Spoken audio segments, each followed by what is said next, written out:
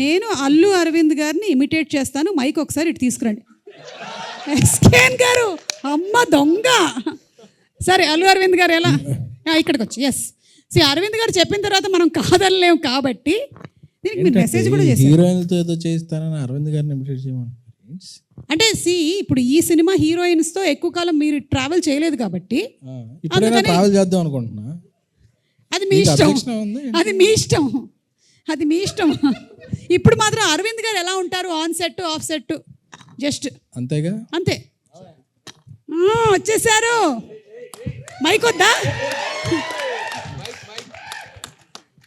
అరవింద్ గారు రషెస్ చూసినప్పుడు ఎలా ఉంటారంటే, చూస్తారు యావిడ్లో చూసిన తర్వాత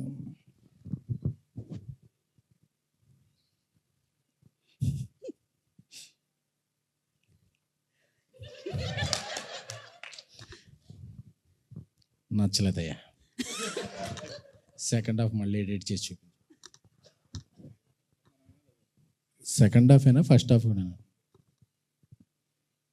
బెటర్, రెండు హాఫ్లు చేసి చూపించు. అప్పుడు మనం చాలా కోపంతో ఇలా అనుకుంటుంటాం.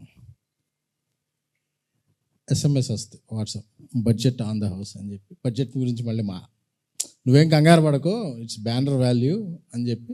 సో అప్పటి వరకు మాకు ఏమైనా ఫీలింగ్స్ ఉన్నాయి, సర్ప్రైజ్ చేసేస్తాం. ఎంత మంచివారు అనుకుంటాం. వావ్. ఎడిట్ దగ్గర మాత్రమేనా? షూట్ దగ్గర, షూట్ దగ్గర ఇన్ లొకేషన్ అంటే ఎడిట్లో చూసాకే షూట్ వస్తుంది. ఓకే, మళ్ళీ షూట్ వస్తుందా? అంటే రీషూట్ వస్తుందా? అదే Geetha success back. Okay, thank you SKN గారు. అంటే అల్లు అరవింద్ గారినైనా లేకపోతే మారుతి గారిని కూడా ఏమైనా ఒకసారి మా ప్రయాణాన్ని చెడగొట్టకండి, ఉన్న ఇద్దరు ముగ్గురు డైరెక్ట్గా తొక్కేయండి. ఏరి మా మారుతి గారు ఏరి? ఫోన్ వచ్చింది.